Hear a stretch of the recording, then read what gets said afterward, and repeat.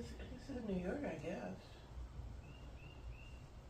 United States or maybe DC, I don't know.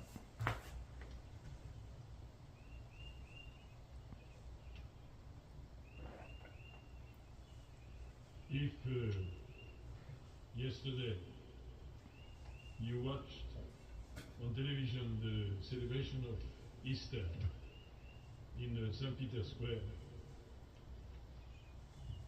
you, like me, have noticed that there was an interesting moment when Pope Francis had given his final blessing, the final blessing. But you know, the great difficulty, it was not a glorious one, it was very, very essential one.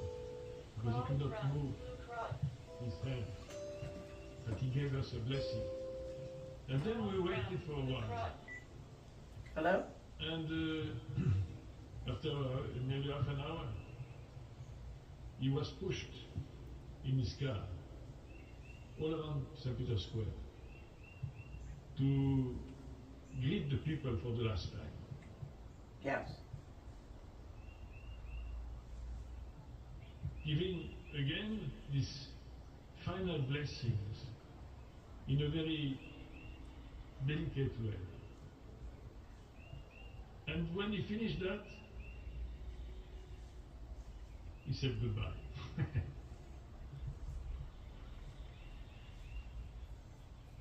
That was beautiful.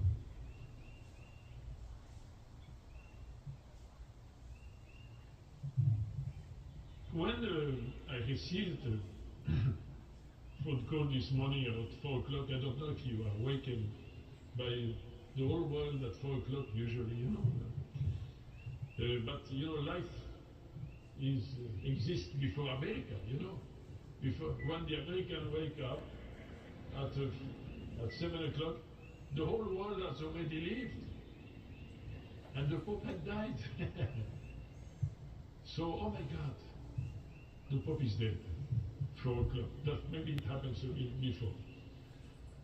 My first thought was that, oh, Pope Francis told us goodbye yesterday. And now he's gone with God. He's in good company. We cannot imagine that he's not with God. It's impossible. I imagine the conversation in heaven. Pope Francis, you know, everybody in heaven was curious to know about America. You know, he had even met one day before the vice president, imagine, of America, the last one. But you know, Pope Francis had visited the whole world for 12 years. What he has done, what he has said, the people that he have encountered, the church. You know, even God himself said, what about your church? My church. You can imagine the conversation, but that was a temptation for me. The problem is not there. That's the mystery of God. That's the mystery of each one of us. You know.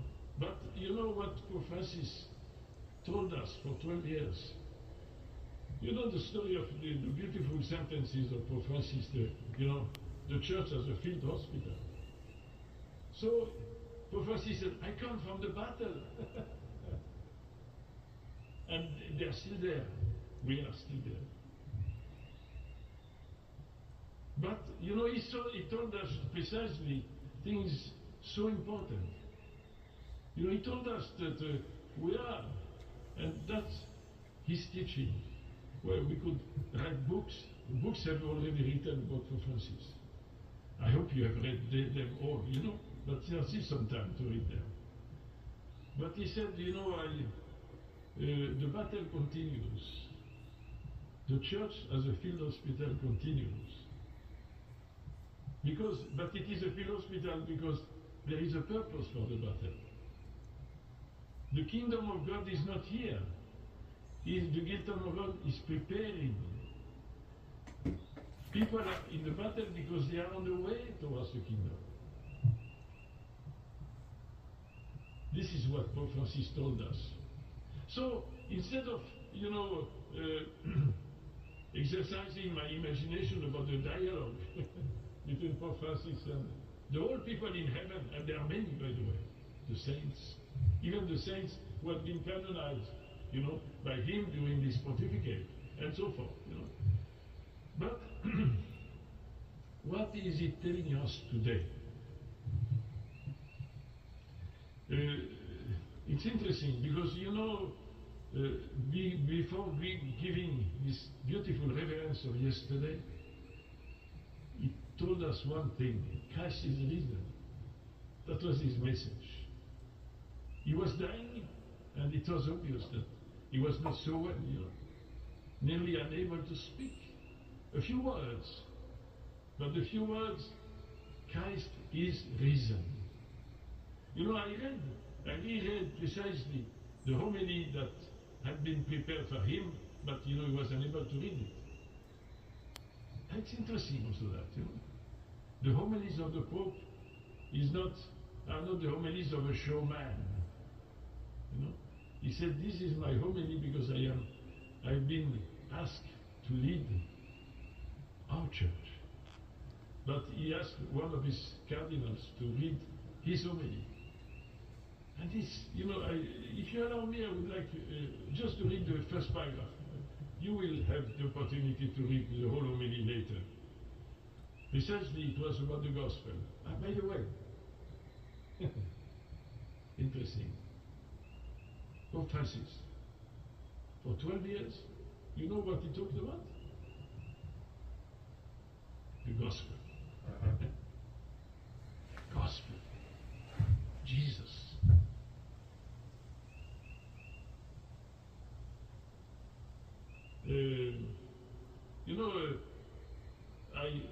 As a nuncio in 2007, I was appointed nuncio in Mexico.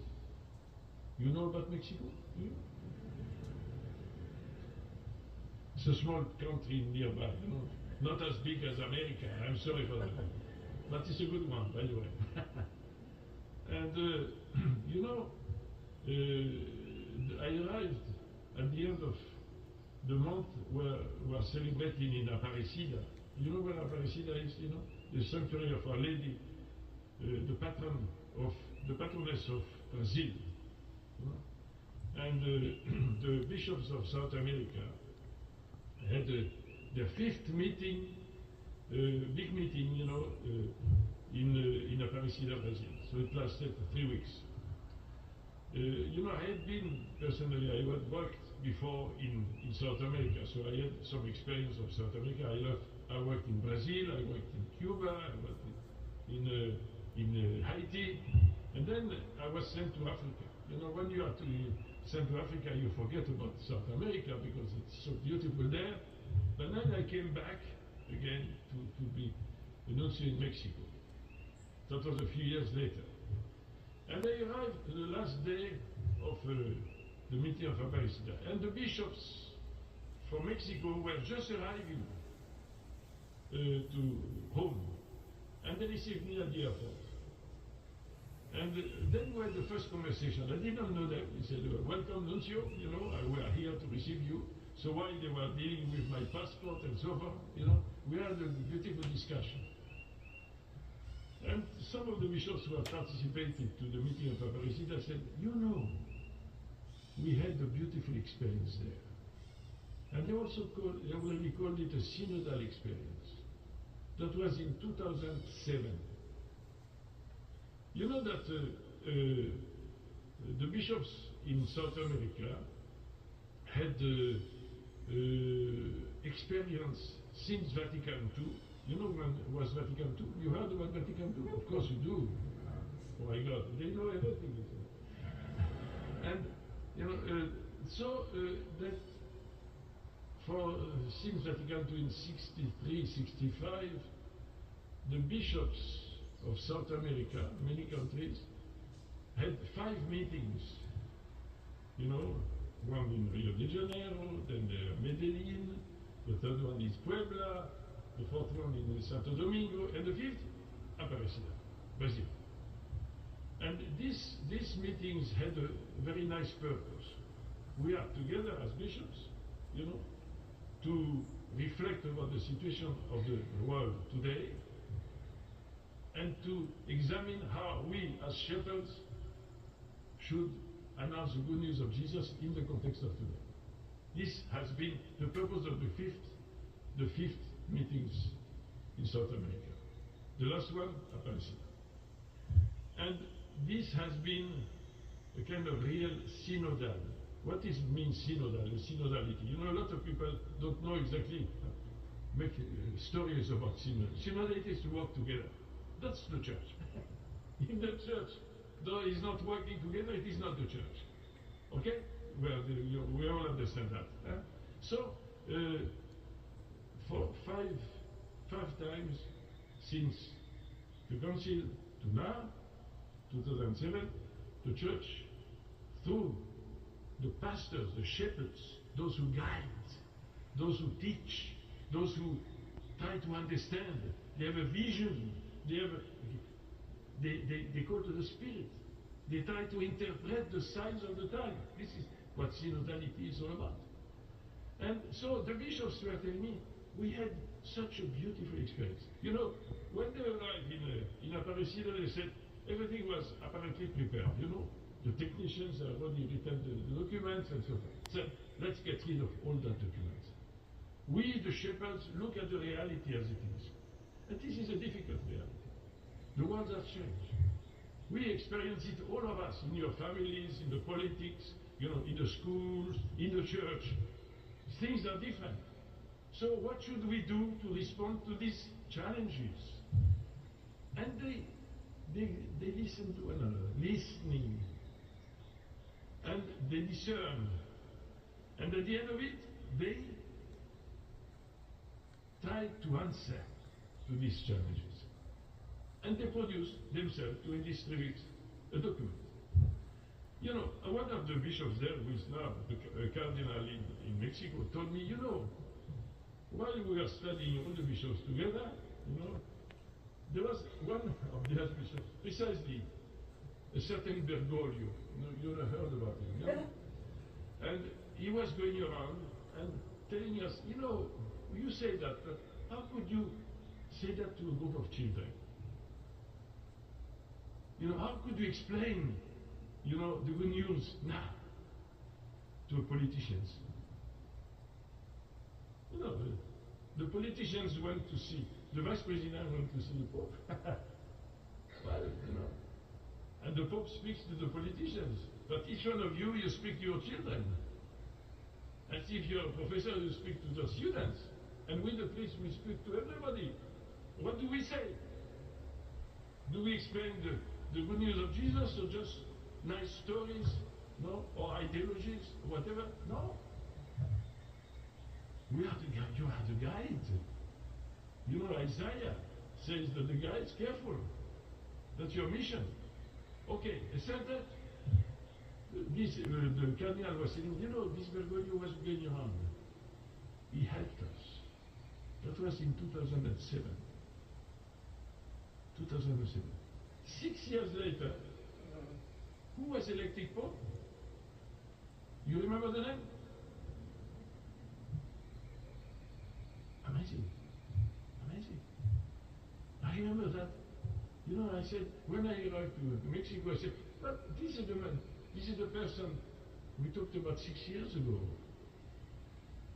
And when the first document that the new Pope, Francis, gave to the church was, you remember the name of it? The Joy of the Evangelical Gaudium. And you know, if you look at Evangelical, I hope you have read it, isn't it? Most of the bishops here have read it, most of them. The priest, yes, of course.